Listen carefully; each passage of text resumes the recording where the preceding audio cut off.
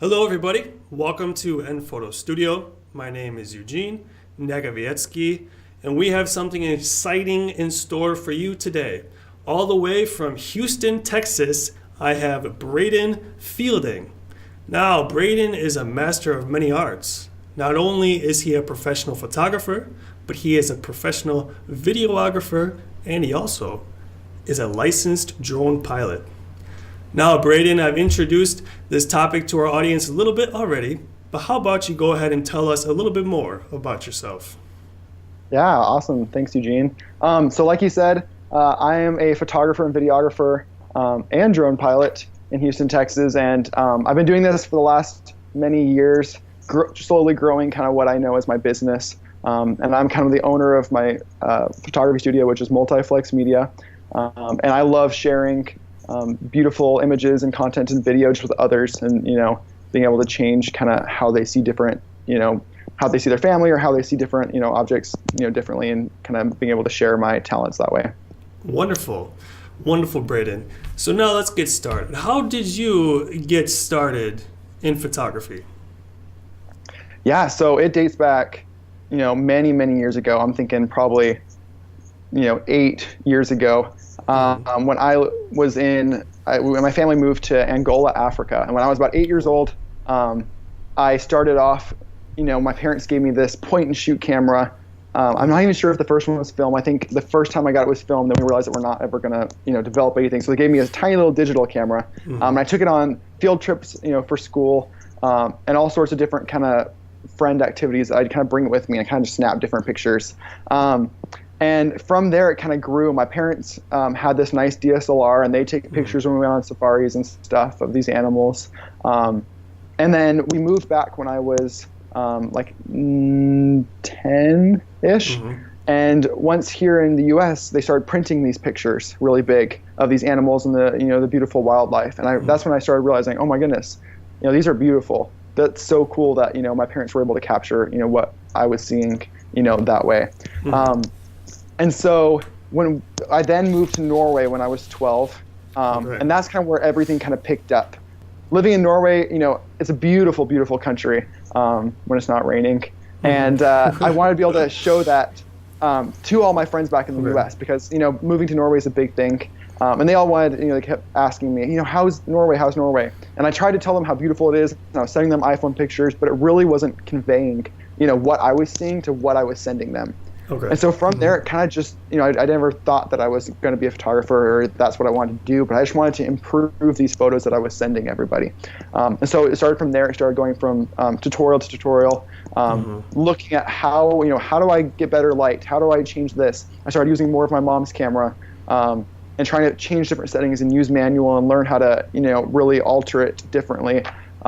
To make it, not to edit it, but to make it look more like what I'm seeing with my eyes. And so at the age of like 12 or 13, I bought my very first camera. And when my dad went back to the U.S., because we can't ship it to Norway, we went to the U.S. and he picked it up. And that's kind of where my photography and video kind of business, or it really started just as a fun activity kind of started. And so I started taking more pictures and just learning as much as I could when we went on trips. And so from there, that's when my very first kind of client asked me to do a session. And so it was a friend of my mom's who'd seen my pictures on Facebook, and they liked them, and they said, hey, you want to take my 2-year-old's photos? I was like, sure, I'll do it. And so I think I charged like $50, and I did this little 2-year-old session. And that's kind of where everything started. And so we moved back from Norway when I was 14, and that's kind of when my first family who'd seen my images while I was in Norway, they reached out and said, hey, you want to take our family pictures? And I was like, whoa, people still want me to take pictures? Like, I haven't taken any pictures in the U.S., but I guess they've been seeing them on Facebook. Right. And so I accepted. I think I quoted again, $50. And that's kind of where my family photography started. And so from there, from when I was 14 to where I am now, which is almost 17, I just started building that. And so I went up from 50 to 80 to 100 to 120, kind of just growing my clientele and growing my prices and, growing my art as a photographer and changing and learning as much as I can about photography and what makes it good and how I can change different stuff. And so from there I went, that's kind of how that started. And now I specialize in lots of families and seniors, and I've developed an IPS model. And I love, selling prints and taking pictures, and that's kind of what I do today. Wonderful. So it really was a passion that grew into a profession. It's wonderful. Yeah, absolutely. Now, Brayden, you mentioned this, and I want to get into kind of the business end of this thing. And you mentioned in-person sales. I actually came across you on an in-person sales group in Facebook, IPS Mastermind. What is it about IPS? Why is it an important philosophy for a photographer? Absolutely. I mean, IPS has changed my business, and it's made me, fall back in love with photography. Because after so long, you kind of lose that sense of passion when you're making so much money and you're, not making a lot of money, but, you're shooting, pumping out sessions. And I believe in these prints. I believe in the albums. I believe in the canvases that I sell. And I believe that it'll make your home, more beautiful, and you'll be able to show off your family more. And that's kind of where it stemmed from. Okay. On top of that, you are making more money on the prints, because you are, when you're taking them into back into editing and you're retouching them and you're sending them off to labs, you are making money then, because you have to charge for your time. And so that's kind of extending the amount of time that you have per session, which is therefore making you more money. And so obviously, you can make more money doing IPS, and obviously, it's a better way to make a living, and trying to prepare myself to make a living. When I'm older, IPS is definitely the way to go.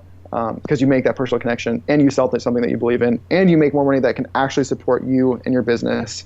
And I totally believe in it. When you first started to offer the prints, was there much of an interest? When you said you were just kind of telling people, hey, I have them, I can do this for you. Were you getting interest then, or what was the response like in those early moments when you let people know you had prints? Yeah, absolutely. So at the very beginning, I was barely charging anything for my prints. I found like a lab that people liked. And so from there, I was like, I'll print them here, but I'm barely going to charge, not even double, what it costs to print them. And so I was, making like, I'd go and I put in the effort to print an 8x10, and I was selling it for like $8, and so I was barely making any money off of this. But I was doing it, and I was offering it, and people were accepting it. Some people would print their own. Some people would go to Costco, and I'd be totally fine with that, because I wasn't making that much money on it. I was just excited to see them printed.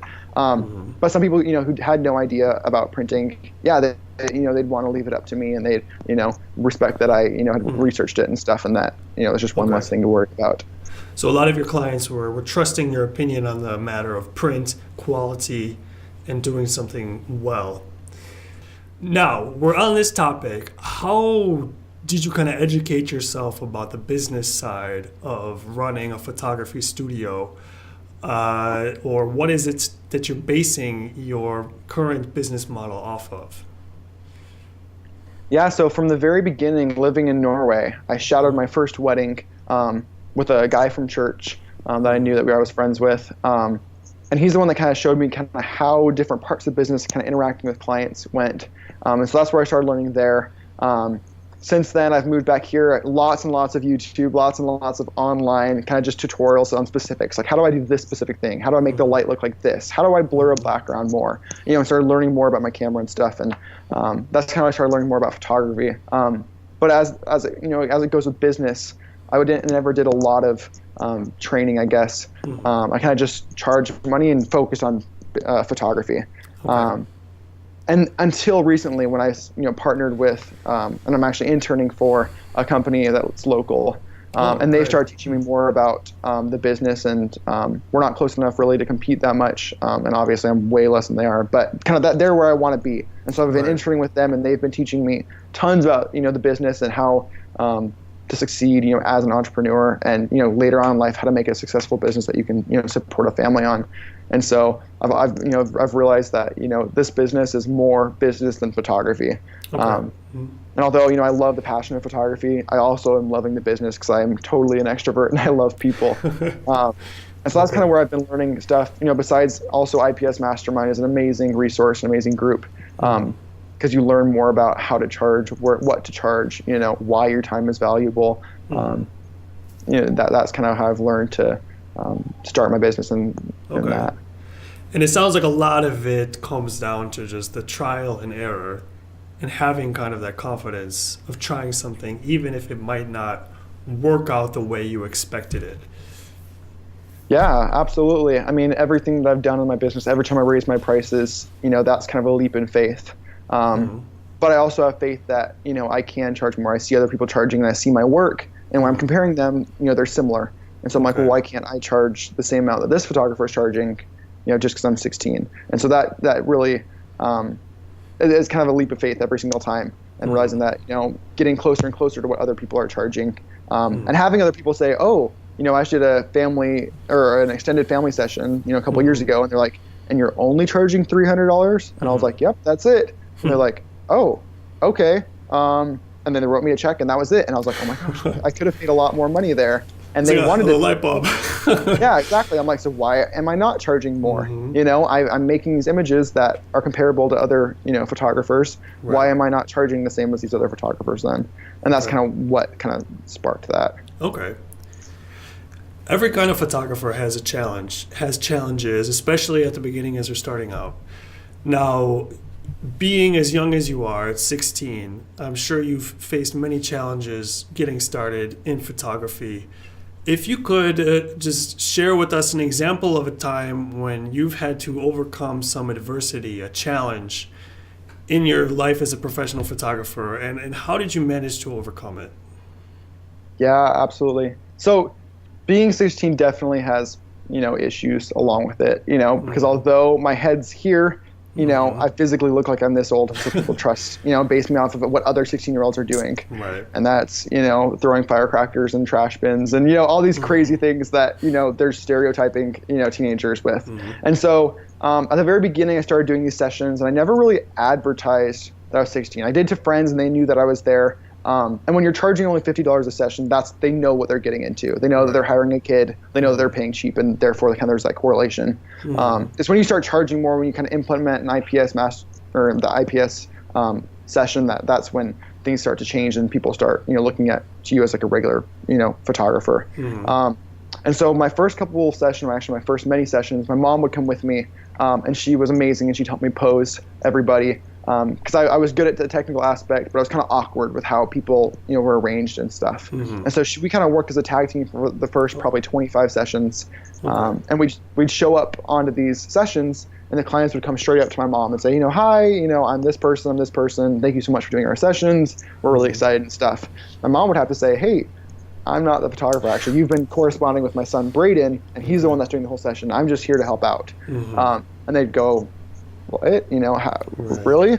And so, and then, we'd start working together. They'd, learn to trust me. They'd learn to like me. And that would be it. And then they'd tell other people, about that. But from there, I realized that, what?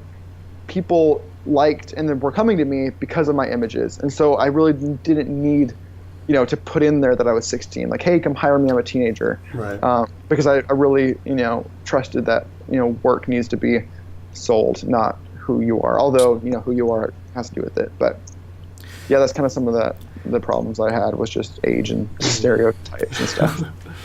But that's a wonderful mentality to have. Again, trusting the work and focusing on the work that you're putting out. We've spent the past few minutes talking about ups and downs in the life of a professional photographer, and you've had many, even being as young as you are. Was there any moments when you had doubts about being a professional photographer, about having a studio? Yeah, I mean, I think probably one of the the biggest problems is my age. And although I was coming, I overcame that as I started to charge more, and as my prices have grown and started to be comparable with other photographers, and as photographers are now getting cheaper than I am, and I'm no longer the cheap photographer. That has definitely been a struggle, and I've really had to reflect on, am I worth the money that they're paying? And although people are telling me you need to raise your prices, it was really hard for me to realize that what I'm doing is worth it, and that people should be paying for that. And I really had to break it down into how much time I've put into it, what my images look like, and really kind of deconstruct everything to realize kind of my worth as a photographer and kind of what I charge in my experience and stuff. And so I think that was probably one of the biggest kind of problems and kind of biggest times that I've kind of doubted myself, is because of my age and because of I'm no longer the cheapest photographer. And now, I suddenly have people that are like, oh, you're too expensive, we can't pay for you. and that's where I'm like, oh, am I too expensive? Am I too this? I think I guess that's kind of my biggest problem I've had. Okay. Now, if you don't mind sharing with us, could you walk us through your biggest sale to date? How did it come about? How did the people feel? How did it make you feel? What kind of products were involved in this sale? If you don't mind. Yeah, absolutely. So my biggest sale to date is I think it was a family friend, and he contacted me through my dad to do a session, and I've never met him. And so I contacted him, and he's like, "Yeah, we want a session tomorrow," and I was like, "Okay," and that was it. Like, they didn't ask me about my pricing, didn't ask me about anything. They're like, "Hey, I talked to your dad. I want a session tomorrow," and I was like, "Okay, well, and I gave him like a basic, like, this is kind of how much I charge." And I think my dad quoted him, like, I think he's around $500, which was, a little bit higher than my average sale. And so I was like, whoa, he quoted him that much. And apparently he was okay with it too. He's like, oh yeah, I quoted him $500 and he was cool. And I was like, whoa, really? And so I called him and I told him some of my prices, and I told them what, like, my range of products was from. And they're like, absolutely, it's okay. We'll worry about it later.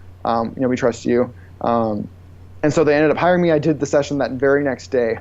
I drove up to them, I did the session, and it was before Christmas, and so I came back, and like a week later I sent them, and they paid for their digital files. And so I was like, okay, this is it. I sent them their digital files.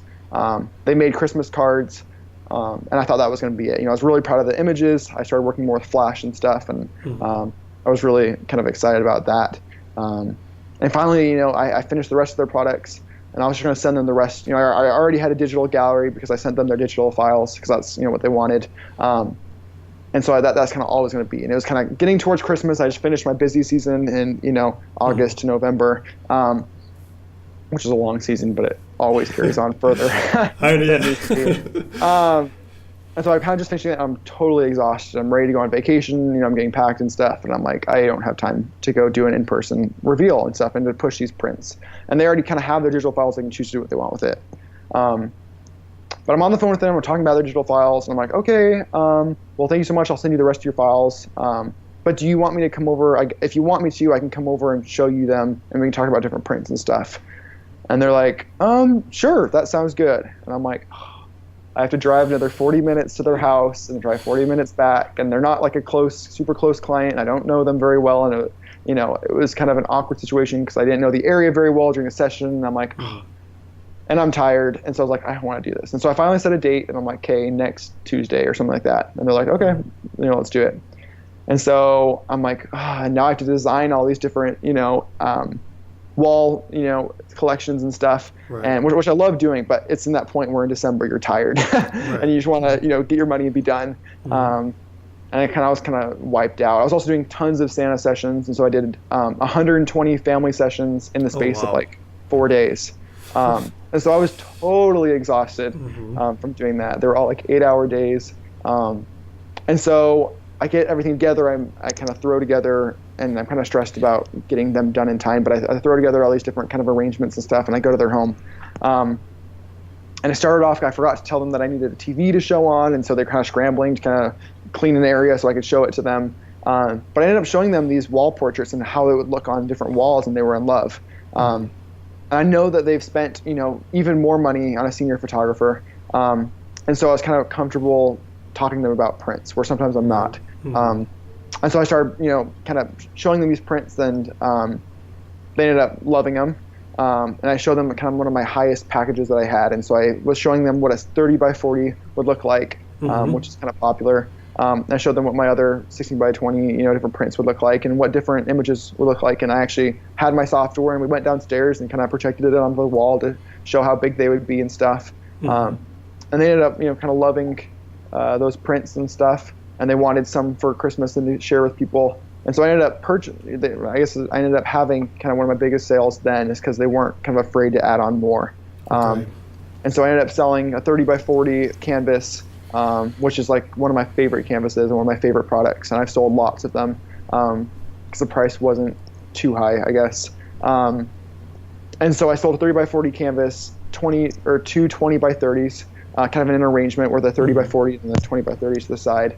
Okay. They ended up buying some prints, some matted prints for friends and family and stuff to send out to grandma and grandpa and just cousins and stuff to put in picture frames. And so that ended up being kind of my largest sale where, I normally make, I had a $150 session fee, I had a $150 digital files fee, and then I had a variety of packages ranging from like $150 to $500. And 500 was like my biggest, sale ever, I guess. And so people kept buying my $500 package. And so the most I could ever make, really kind of averages to be about $400, I guess. 450 maybe was like a good sale profit. And so they ended up buying all these prints. They started going, more than my package. And I ended up walking away with like $1,400, or I walked away that night with like a $900 check, $950 check, plus the $300 of the digital files and everything before that. And so I think I ended up profiting like $1,000, and that was my biggest sale since then. And that also helped grow my confidence, because I realized that they care about my images and my art and stuff that I'm making, and prices at the end. They really didn't even ask about it until I was done, and they looked at it and said okay, and signed a check. And so I realized that there are those clients, and that's kind of what I want to be doing, and that's opened my eyes, and that's kind of changed my business. So I'm excited to do more of that. And it sounds like really a key is having that presentation. And it seems like if you can make that presentation and show the client a printed product in the moment, they can kind of fall in love with it then. Absolutely. I mean, clients have no idea what they would look like on their walls. They have no idea how they would look together without physically seeing them. And once they see those images on a wall, even if it's not their wall, they see them on a wall, they're like, oh my gosh, that's so cool. My family, can be a part of our home. And having samples with me totally changes it too. Showing them, I bring a massive 30 by 40 canvas and showing and holding it up on their wall and being able to, see what that would look like over their fireplace. Totally changes things and makes for a way better experience. So a photographer really is more than just a person who points behind a camera. They're also viewed upon as really an artist, really having that direction for the customer, not only taking the picture, but how to present it, how to print it. And that's a very valuable direction that photographers should take advantage of. Yeah. And I'm totally a firm believer of that. So I started out, when I started raising my prices, people, I had one client ask, why is it so expensive? I can grab a camera and take the same pictures for, it costs you no money to make these digital files, right? I get it a couple $100, but that's it. All you have is just a nice camera, and a little bit, but that's it. I'm basically just paying for your camera, And so people would ask me, right, in my first 40 sessions, I used a Canon T3i, which is like a base, Rebel camera. And so people would ask me, what camera do you use? Judging my work off of my camera. Oh, wow. And I just wouldn't tell them because it doesn't matter. Right. And so from there, and I started charging more for prints, because at first I couldn't realize, why are people charging so much for prints, or why are they charging more than it would cost at Costco, or how much the lab makes. And that's when I really realized that, the images that I produce, the images that I put on these canvases, that's what's selling, is the images, not the canvas itself. Right. I'm not paying, they're not paying for, the canvas or the frames or anything that, is going into it. They're paying for the image. They're paying for my time going through it. They're paying for my hours of training outside of their session, learning how to make that image. And I've really compared it to an artist. They spent hours and hours and hours painting, an image, and then they buy that product. It's the same thing in photography. It's not a single click, and then delivering that image. There's tons of editing, there's tons of retouching, and there's a lot more passion and kind of energy and work that goes into an image that not everyone sees.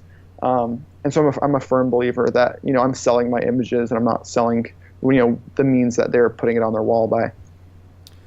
I can sense your excitement talking about these things. Specifically, what kind of products get you excited as a photographer? What kind of products do you really like to use? Yeah. I love big products. But it also ranges. I loved seeing, 30 by, I kept going up, in size.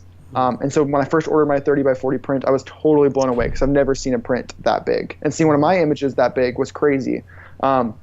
And so showing that off and offering people something that they really wouldn't ever buy at Costco, that you won't buy a 30 by 40 canvas, and showing them something that's kind of they normally wouldn't see before is really exciting. And so between canvases, I now have a beautiful metal print that I love, photo boxes, albums. They're all something that they wouldn't normally do with their photos, and so I'm really excited about those. Okay.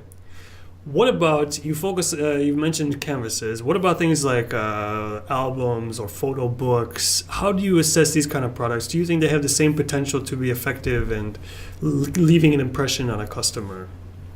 Yeah, absolutely. So I love albums. I love photo books because of that impression and how long that lives. I have albums from my great grandma of when she was little.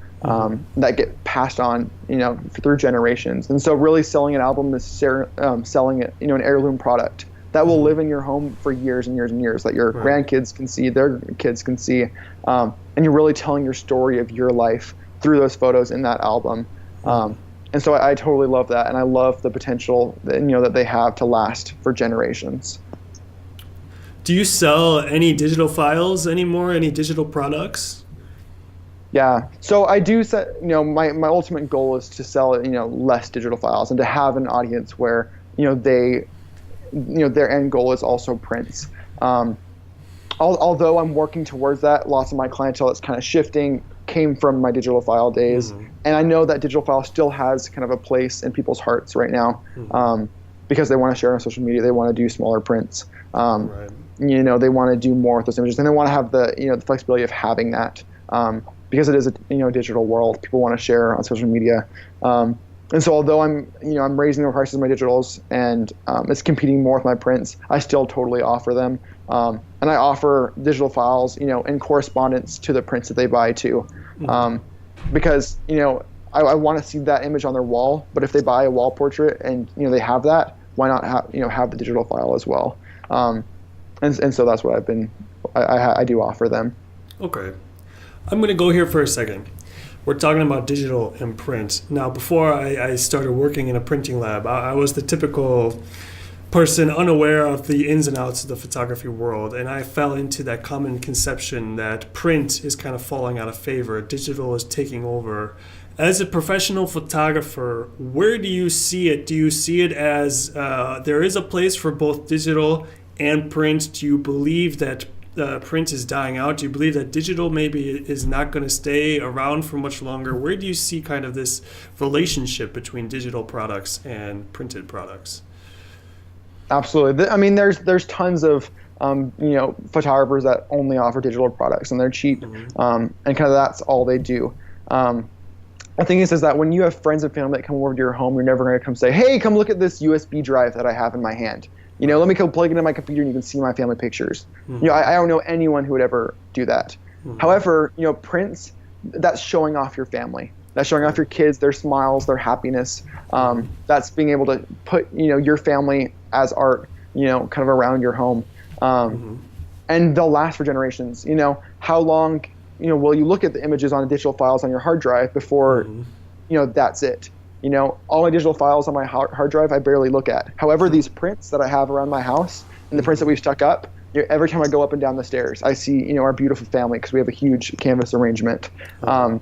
It just changes that session, and it changes kind of your home, and they last so much longer. And although people say, we'll print them, we'll put them somewhere, if you do digital files, that's kind of where they're going to stay, is on that hard drive. And hard drives fail, memory cards fail. No one thought that that little floppy disks would phase out, but obviously they have. And so technology is always changing. Although a print won't change. It's always going to be there. It's always going to look how it is. I guess it could get scratched or torn, but that's why you have photographers who keep the files and who will print them for you. And I think that's just a way better way to hold on to those memories, is through a physical product that you can share and that you can love yourself. Okay.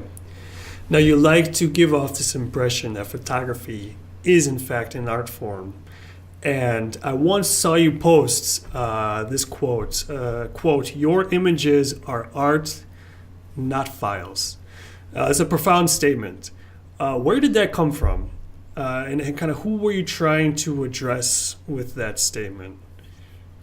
Yeah. So I definitely came from a background where my I was selling files. I was selling, I'd take them on a camera, and for a while, I didn't even edit them that much, and I was literally selling them files. And as I became better, I started realizing kind of the art form that it was. But inside of this Facebook group, I was seeing these people who were back where I was, trying to sell them these files and saying, how do I pay more for these files? How do I pay, or how do I charge them more for what's coming out of my camera?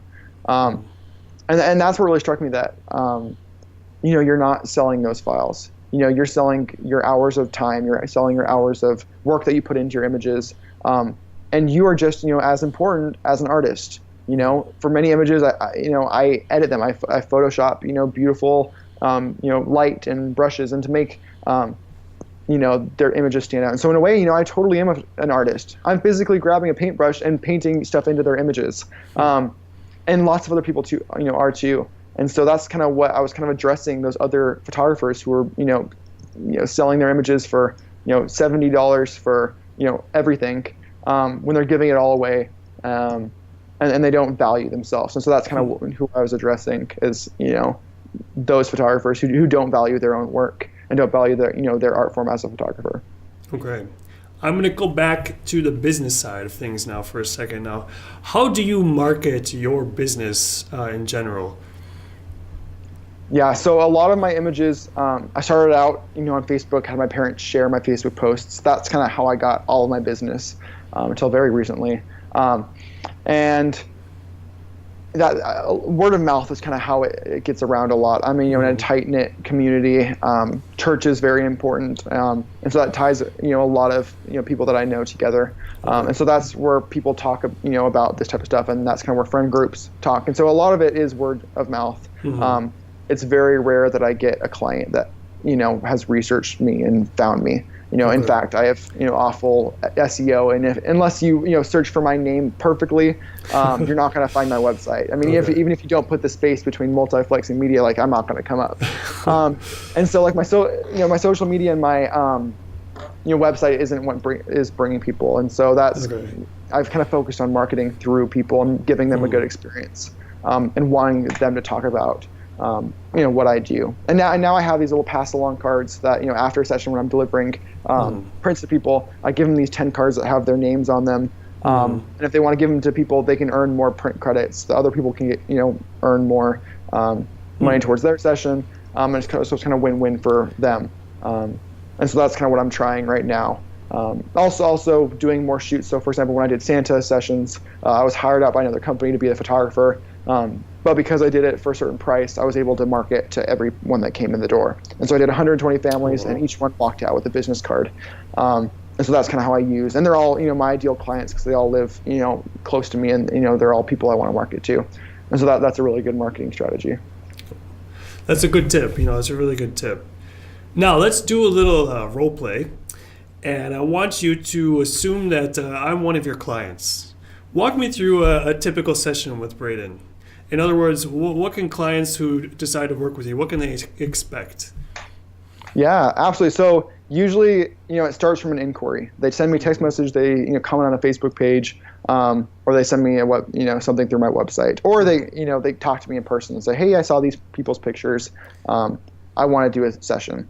And so from there, I tell them all about what my sessions, capture. I walk them through how once you start, I do the initial consultation. So it's either saying, hey, let's talk on the phone, because I do want to talk on the phone because I want to connect with those people and not just shove information at them. And then have them be able to ask questions and stuff and be able to get everything they need. And so I get them on the phone. I start talking on the phone, and I share kind of my story of how I am a 16-year-old photographer, because a lot of them know that, and what my process is as far as prints, because not a lot of people are accustomed to a print photographer. They're used to that $150, get all your digital files, and that's what they expect. So I walk them through kind of how I do my prints. And so I tell them, I counsel them on that very first phone call about, what they should wear, what type of locations do they like.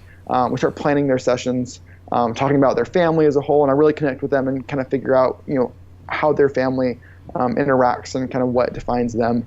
And then we set a date for our session. We talk about what they're going to wear, and kind of that's it from there. Then I end up showing up for the session. It takes about an hour and a half. And then at the end of the session, we book a reveal date, and that's usually about 3-ish weeks after that. Okay. And so I go home, I edit all the images, which I'm trying to change, but I end up editing every single image. I load them onto my iPad, I customize all of them, put them on walls, figure out what will look best in their home. Actually, when I do my initial consult, I talk about, do you have any, parts of your home that you would like to put an image? And if so, where is that image? How big do you think it would be? And talking about different placement to get them thinking about those prints first. And so then I go to their house, I show them their images, I set up on a TV, I have a slideshow of all my images, and then I show my pre-designed designs that I have and wall arrangements. And I already have samples set up, so I carry a bag with me, and when I get there, I take out all my samples and show them kind of what there is to offer and how big my prints are, and kind of that wows people and stuff, and it's really cool. And then they talk about prints, we talk about kind of what would look good where. We walk around their house, and I use the app to take pictures and stuff and to show them what it'll look like on their walls. And then we talk about what they would like, and then that's when we kind of get to pricing.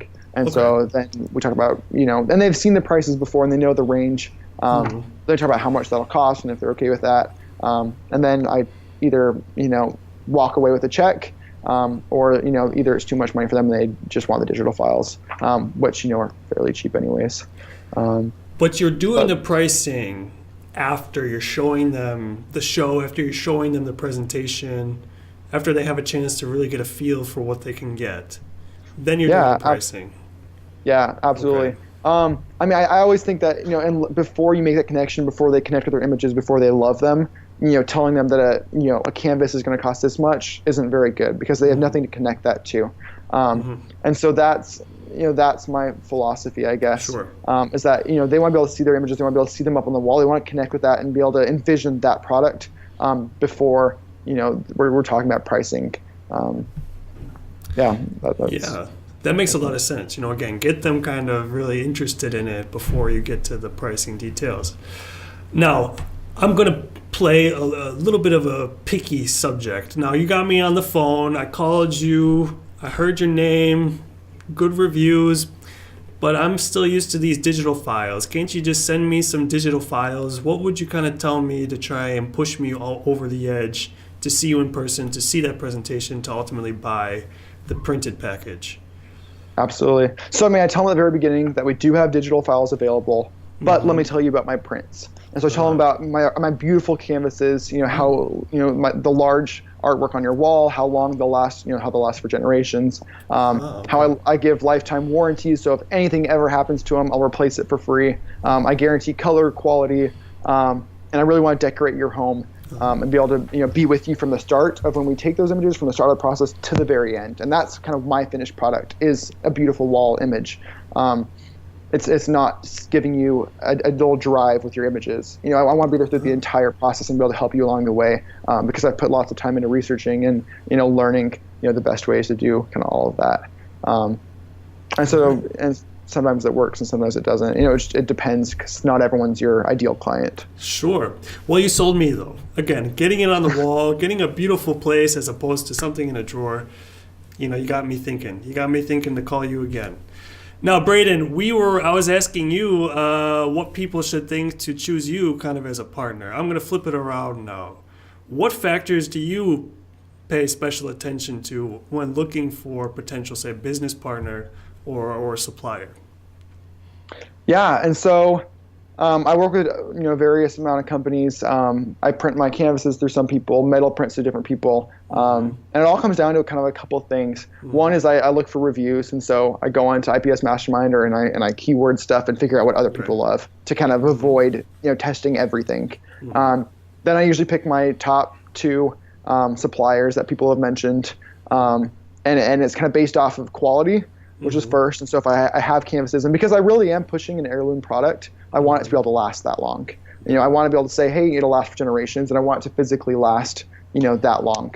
And so I first want to make sure it's gonna last, that I can promise these people that, and that this product, really is what I'm saying it's cracked up to be. Second, it's probably price, because I need to be able to be making money, off of these items, but I also can't charge, kind of where I'm at in my business, I can't charge whatever I want. Okay. And so that does play a factor, because I do need to be able to make money, while still being not slightly competitive with other, places they could get them, but not being totally outrageous. My clients aren't, millionaires who can afford whatever they want. And so I do want to offer them, a good product that I can sell, that I can be passionate about, and I can be passionate about the price too. So that's kind of my main two things. And I want a supplier that works well with me. If I have issues with the print, if there's paint on it or something happened to it in shipping, I want to know that they've got my back, and that their customer support is totally there and ready to talk to you and work things out. Sounds very reasonable. Now, Brayden, I don't like to draw attention to your age. Your skill and your success make it irrelevant, as you mentioned earlier in the interview. Yet, you can easily be viewed as an inspiration, especially for young, up-and-coming photographers, with a passion like yours, hoping to emulate your success. What advice would you give to such people, or people at any age, just starting in photography, professional photography, and hoping to make it work? Absolutely. I mean, photography is a huge thing, and everyone has a camera on their phones, and but I think when I started out, people told me that photographers barely make any money. The average is like $30,000 a year. You can't make this a real thing. Don't shoot for your dreams. You got to get another job. Photography. Only a limited amount of people ever do photography, and you're probably going to fail. So that's kind of what I get from a lot of people nowadays, talking about photography as a job. And still, I tell people, what do you want to do when you grow up? And it's like, I want to be a photographer. And they go, right, because they don't believe that you can make a real living. They don't believe you can make support a family. But you totally can. And so for those who enjoy photography, go for it. I mean, you're not currently, as a teenager, if you are, just starting out, you don't have anything to lose. Build your business and see how that goes. Once you start, practice, make your photography, good, and then start your business when you're young. Because I do think then you have that choice once you turn 18 or 19 or 20, after you go to college, whatever you want to do, you then have the choice to whether you want to do it for, full time. And so I think building your business, which is kind of what I've been doing, because, I started off thinking that I can't do photography as a living. Building that business just to see how high you can get it, how well known you can get it. So you have that option to, do I want to do photography? Do I not? Right. I think that's hugely important in building a photography career, is just, seeing how it goes.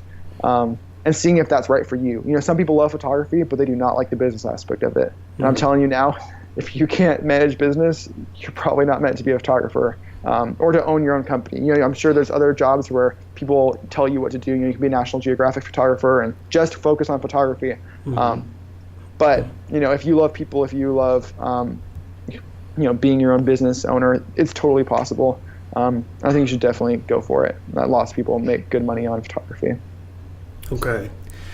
Now, you're saying do it when you're young, but this is a question I've been waiting to ask you, Brayden. You're in school full-time. From what I get from talking to you, you're enjoying a typical teenage social life. I remember those days. I know what that's like. You run a successful photography business. You're continuing to learn and develop yourself as a photographer. How do you manage it all? How are you able to manage your time so well? That's a very good question, and it is hard. When you start out, it's just on weekends. You're just hanging out with friends after school, and photography is taking a bigger part, I guess, of your life. But kind of as that grows, as you become, as you get those busy seasons where you're actually starting to do well, it does take up a lot of your time.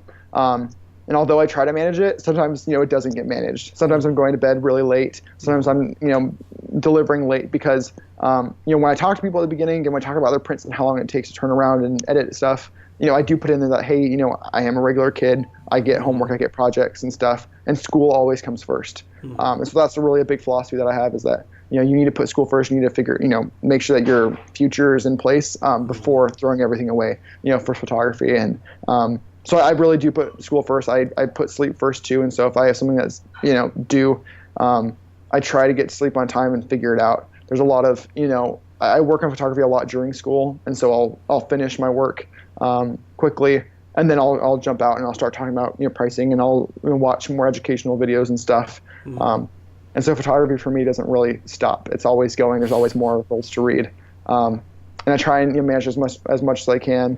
But I think just through trial and error, you kind of learn how much time you should put doing what, I guess. Okay. But it is hard, yeah. Okay. I mean, it's hard being a 16-year-old because you don't have all that time to market, put yourself out there, and it is a lot of kind of just letting people come to you and kind of letting your business kind of happen. Okay. But staying confident, right? You have to stay confident and keep, like you said, practicing, keep learning as much as you can.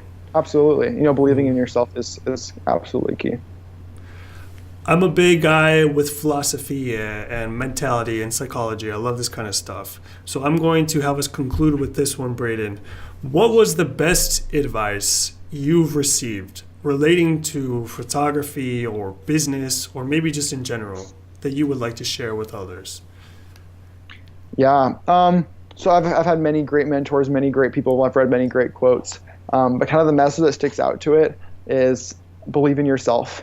And that's a big philosophy that I carry, is that believe in yourself because you matter. You have a story. You have gotten to where you are because something happened. I've built up my business over the last 4 years, almost 5, I guess. Through hard work. I've put countless, many thousands of hours into this, and I think realizing that you matter and your story matters is really key, and that's what I believe. And everything will kind of come after that. Once you realize that what you're doing, your photographs matter, what you do matters, people care about you, everything kind of goes from there because you have a purpose. That was an inspirational message for everybody. Brayden, that was wonderful. It was a wonderful opportunity being able to talk with you today. Once again, I am here with Brayden Fielding from Houston, Texas. Brayden, how about you take one more minute to let people know where to find you, where they can read up more about you, and then we'll say goodbye. Absolutely. And it's been great talking to you. So I'm the owner of Multiflex Media. And so you can find me, one of my biggest places where I post constantly is Instagram. And so if you go to instagram.com/ my username, which is multiflex, MULTIFLEX _media, you'll find all my photography there. If you go to my website, I've got www.multiflex.media. And then my Facebook page, which is just Multiflex Media. And you can find me on kind of any of those 3 places. Thank you, Brayden. Once again, Brayden Fielding from Houston, Texas. I'm Eugene Negavietsky from nPhoto Lab in the nPhoto studio. I look forward to seeing you all again.